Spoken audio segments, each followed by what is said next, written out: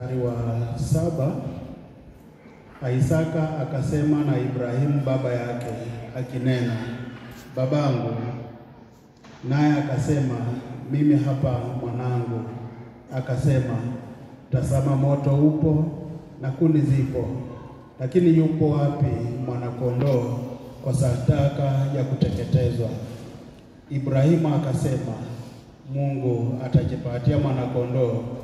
Kwa hiyo sadaka iwe ni wapi? Uko chini ya mamlaka fulani, under certain authority.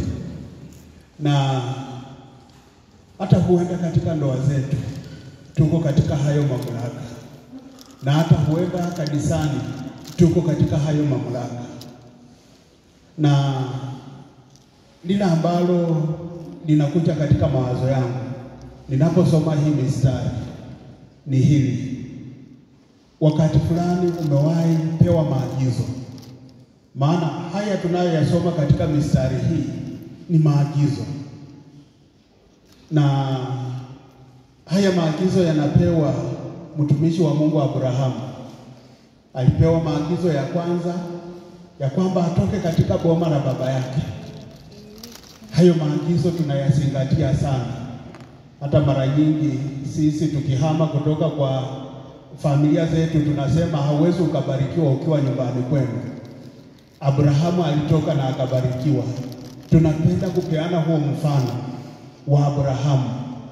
Hayo yalikuwa ni maagizo ambaye alisikia kutoka kwa Mungu. Unaposoma huo mlango wa 12 kwamba toka katika mji wa baba yako uende mahala nitakapokuonyesha, na huko nitakubariki. Abrahamu akifikiria ya kwamba amemalizana na Mungu, kumbe hakuwa amemalizana na Mungu.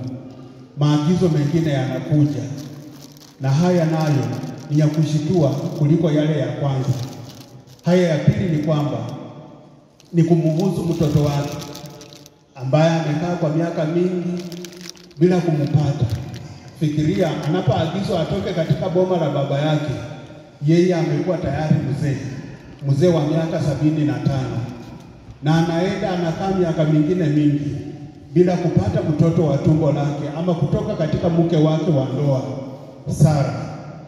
Na inafikia wakati ambapo Mungu anamkumbuka katika ukongwe wake, katika miaka yake ya ukongwe, anamkumbuka kwa kumupa huyu Isaka. Abrahamu anafurahia, anasherehekea, anasema sasa hakika Mungu anaishi, Mungu amenikumbuka. Lakini wapendwa, huwa hukuwa mwisho wa Mungu na yeye. Mungu hakuwa amemalizana na yeye. Mungu anakuja anamwambia, mtoe mwanao, huyu mwanao mpendaye, ukamtoe kama sadaka. Hayo yanakuwa ni maagizo mengine. Wewe unapopewa maagizo na yule ambaye ni mkubwa wako, unayachukuliaje? Nimesema ya kwamba kwa wakati mmoja tuliwahi kuwa chini ya mamlaka, kwa wakati mwingine tuko chini ya mamlaka. Unapopewa hayo maagizo unayachukuaje? Mara nyingi tukiwa wanadamu tunayachukua kwa kunungunika, tunaongozwa kwa manunguniko, tunaongozwa kwa hayo manunguniko kabisa. Tunaenda hata tunaposikia, unapowafuata tu vizuri ama unapomfuata huyo mtu vizuri, utasikia akinungunika kwa hali ya kusikika. Atanungunika tu in the open kwamba na hii nayo amenichosha, ama huyu naye amezidi. Sawa sawa, tunayachukua kwa kunungunika. Unaposoma huo mstari wa 12, akasema,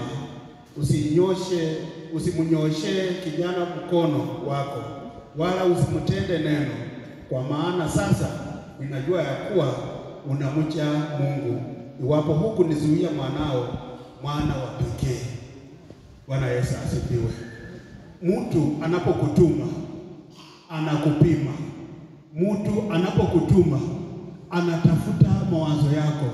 Mtu anapokutuma anatafuta roho yako iko wapi. Utaitikiaje? Utayachukuaje? Utafanya kwa sababu umetuma, ama utafanya kwa sababu umependa? kuna hayo mambo mawili tofauti. Sasa hapa vile nilisema ni ya kwamba haya maagizo ya pili ni magumu sana kwa Abrahamu kuliko maagizo yaliyokuwa ya kwanza ya kutoka katika mji wa baba yake. Lakini katika haya yote Biblia inatuambia kwamba Abrahamu alibaki mtiifu. Bwana Yesu asifiwe.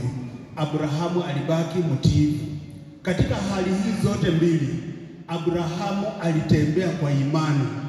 Alipotoka anatoka katika mji wa baba yake bila kujua kwenye anaenda, alitembea kwa imani. Alipokuwa anatoka katika mji wake, Biblia inaniambia vizuri ya kwamba hata hakumwambia mke wake Sarai yale ambaye alikuwa anaenda kutenda. Ninafikiria wangeanza kuvurutana. Sarai angemwambia kama hivi ndivyo Mungu anahusika katika maisha yetu na iwe, haingewezekana. Biblia inatuambia kwamba hakumwambia Sarai. Yeye alimchukua mtoto wake na vijana wawili wasaidizi na wakajiondokea. Bwana Yesu asifiwe. Hakumwambia yoyote. Hakujua penye anaenda. Alitembea kwa imani. Bwana Yesu asifiwe. Na Biblia hapa inatukumbusha ya kwamba Mungu alipokuwa anafanya haya yote, alipokuwa anamjaribu Abrahamu, hakuwa na nia ya kumwangusha katika dhambi. Tuko pamoja. Wakati mwingine tunapojaribiwa, tunafikiria hayo majaribu yamekuja kutuweka katika dhambi. Hapana. Hilo halikuwa kusudi la Mungu. Hakukusudia hivyo, bali alitaka apime kiasi cha neema alicho nacho Abrahamu. Bwana Yesu asifiwe. Kiasi ya neema alicho nayo nani? Abrahamu. Wakati mwingine tunapojaribiwa, Mungu hana kusudi la kukumaliza, la kukuangamiza. Mungu hana makusudi kama hayo. Anataka apime uwezo wako, kiwango chako cha neema. Unayo neema kiasi gani? Anampima kwa kumwambia haya maneno ya kwamba ninakuomba ukaweze kumuua mwana wako. Bwana Yesu asifiwe. Ninakuomba, ninakuagiza umuue mtoto wako. Haya maneno ni magumu sana kwa mwanadamu ama kwa mtu yeyote. Ninakuomba umuue mtoto wako. Mara nyingi tukiwa katika ulimwengu huu tunaona watu wakiutoa watu wao sadaka. Kuna wale wametoa watoto wao, kuna wale wametoa wake zao, kuna wale wametoa waume zao kama sadaka. Hii sadaka ni ya kutaka kujitajirisha, ni ya kutaka kupata mali. Lakini hapa Mungu anamwambia, nataka umtoe mwanao kama sadaka kwa utukufu wa jina langu. Hakuna maelezo mengine ya kwamba ni nini atapata, ni nini itakuwa faida katika damu ambayo ya Isaka ambaye itatiririka katika hayo madhabahu.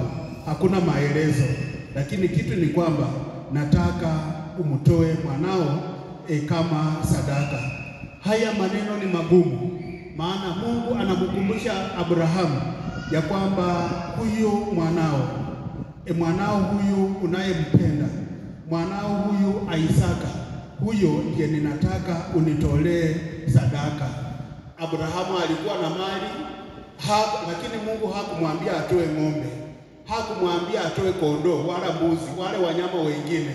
Alikusudia ya kwamba akatoe Isaka kama sadaka.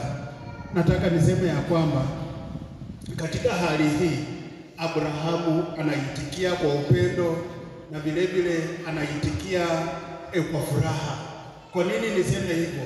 Ni kwamba tukiwa sisi wanadamu, hii ndiyo ingekuwa mwanzo wa kutoka kwa Mungu. Hii ndiyo ingekuwa mwanzo wa kubadilisha kanisa. Ingekuwa tu mwanzo wa kubadilisha kanisa. Mtoto ambaye niliomba kwa miaka mingi, mtoto ambaye nilimulilia Mungu kwa miaka mingi, leo ananiacha.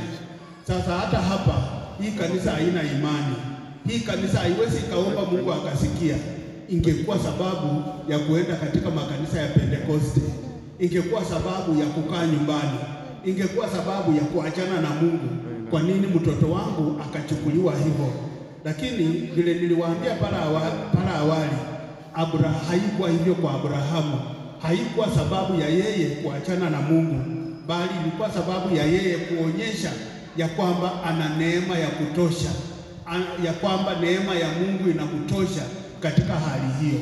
Bwana Yesu asifiwe. Sijui kama umewahi jaribiwa. Unapojaribiwa, waja neema ya Mungu ikutoshe. Bwana Yesu asifiwe. Tunapokutanika hivi katika ibada hii, tunatakana tujiulize swali hili, ni kwamba tunapokuja katika kumwabudu Mungu, tunatakana tujiulize, wapi palipo roho zetu? Wapi palipo roho zetu? Si kawaida tu kuja katika nyumba ya Mungu, si kutimiza andiko la Biblia ya kwamba Jumapili inatakana tukutane. Kila ambacho unatakana ujiulize, wapi ulipo moyo wangu? Wapi ulipo huo moyo wangu? Jambo lingine ambalo natakana ujiulize ni kwamba, je, huu moyo wangu uko tayari kuinuliwa katika madhabahu ya Bwana na kumtukuza Mungu? Bwana Yesu asifiwe.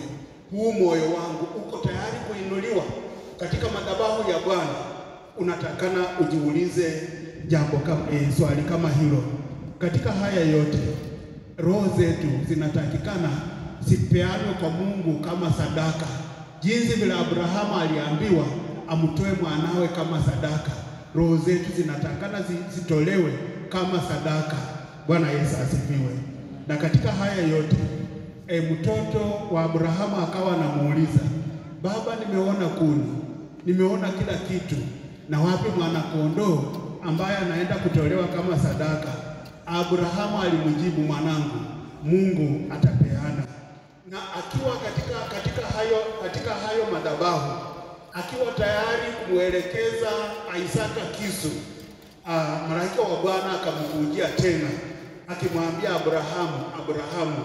Biblia inatuambia Abrahamu aliitika, akamwambia, usinyoshe mkono wako ukamtoe mwanao kama sadaka. Angalia, kunaye kondoo ambaye anaenda kutolewa kwa niaba yake. Mungu akapeana katika hali hiyo. Bwana Yesu asifiwe. Mungu huyu ni mwaminifu kwetu. Mungu huyu ametembea pakubwa nasi katika maisha yetu, na anapotembea nasi anapeleleza roho zetu, anapeleleza hatua zetu, anapeleleza mienendo yetu. Mungu huyu anachunguza roho zetu. Je, roho zetu zimeinuliwa kiasi ya kutolewa sadaka? Je, roho zetu zimeinuliwa kiasi ya kustahamili neema? Je, roho zetu zimeinuliwa kiasi ya kukubaliwa katika madhabahu ya Bwana? Tunatakikana tujiulize ama tujipeleleze katika hali kama hiyo. Nataka niseme hivi ya kwamba katika haya yote kuna vitu vitatu ambavyo vilimuongoza Abrahamu, na hivi vitu vitatu nikalipenda vile vile vituongoze sisi tunaposherehekea Jumapili hii. Jambo la kwanza ni imani, kitu ambacho kwa Kiingereza wanaita faith. Abrahamu, vile niliwaambia, alitembea safari ya imani, si safari ya manunguniko, si safari ya kusema na itatoka wapi, si safari ya kumkatalia huyo mtoto. Maana hata Mungu anapotutembelea anatafuta tumupe kile kilicho kizuri. Na hata tunapokuja mbele zake asubuhi kama hii, Mungu anatarajia tumupe kila ambacho tunapenda sana, kila ambacho tunaabudu katika maisha yetu. Mungu hataki tumupe mabaki. Hapana, Mungu si Mungu wa mabaki. Mungu ni wa kile kizuri, kila ambacho tunapenda, kila ambacho tunaenzi, kila ambacho tunakiabudu katika maisha yetu, kila ambacho tunasema hiki siwezi nikatoa, hicho ndicho Mungu anataka tumupe. Bwana Yesu asifiwe. Na tunaweza mupa tu iwapo tunayo imani. Jambo la pili ambalo linatawala mistari hii ambayo tumesoma ni utiifu. Ninataka kuomba ya kwamba katika hali zetu zote, katika maeneo yetu ya kazi, katika maisha yetu ya nyumbani huko, katika maisha yetu ya kanisani, tubaki kuwa watu watiifu. Bwana Yesu asifiwe. Haijalishi umri wako, haijalishi cheo chako, haijalishi wewe ni nani, haijalishi hayo, lakini tubaki kuwa watiifu. Huyu Abrahamu anaitwa baba wa imani. mtu ambaye Mungu alichagua kati ya watu wote awe sababu ya watu kubarikiwa, hangejinyenyekesha, hangekuwa mtiifu, hizi baraka azingetufikia sisi, hizi baraka azingemfikia Abrahamu. Unaposoma huo mstari wa 18 unakuambia yale ambayo Mungu alimwambia kuanzia mstari wa 17 na 18. Nitaomba tu mniruhusu nikarejelee hiyo mistari miwili. Katika kubariki nitakubariki, na katika kuzidisha nitakuzidisha uzao wako kama nyota za mbinguni na kama mchanga ulioko pwani, na uzao wako utamiliki mlango wa adui zako, na katika uzao wako mataifa yote ya dunia watajibarikia, kwa sababu umeitii sauti yangu. Kutii. Unajua, hata wakati mwingine tukipewa maagizo kama hayo, manunguniko ndio yanakuwa mengi. Ninaomba tu asubuhi hii, katika hali zetu, katika nafasi zetu, tujifunze kutii. Jambo la mwisho ni kwamba Mungu atapeana katika hali zote, hali ambazo tunaziona ya kwamba hatuna, hali ambazo tunajiona ya kwamba tuko peke yetu, hali ambazo tunajiona ya kwamba tuko uchi, tuko naked. Katika hali hizo Mungu atapeana. Unaweza jiangalia na ujidharau, unaweza jiangalia na uone huna chochote. Nataka nikuhimize asubuhi hii ya kwamba Mungu atapeana. Katika hali hii yote nataka kuomba ya kwamba tuwe Wakristo ambao kila siku tunamtegemea Mungu. Katika hali yote tunapoitika, wacha tuitike kana kwamba neema iko ndani yetu, neema iko katika maneno yetu. Maana Mungu anapotukujia, anatukujia ili aweze kujua kiwango cha neema tulio nayo. Bwana Yesu asifiwe. Na kwamba neema iko katika maneno yetu, neema iko katika vitendo vyetu, neema iko katika hatua zetu. Mungu anataka arelate nasi katika njia kama hiyo, ya kwamba neema iko katika maisha yetu. Wacha hii neema ituongoze, itufikishe katika kiwango cha Abrahamu, ituweke katika kiwango kingine kutoka katika kiwango tulichomo. Nataka kuomba ya kwamba neno hili likatubariki, neno hili tunapoanza wiki hili likatuongoze, ya kwamba Mungu atapeana. Bwana Yesu asifiwe. Na tuombe. Baba, tunakushukuru kwa kunena nasi, na kwamba katika hali zote unaangalia neema tulio nayo katika maneno yetu, katika vitendo vyetu. Tunapoitikia kwa mambo tunayokutana nayo, tuitikie tukiutawaliwa na kuongozwa na neema.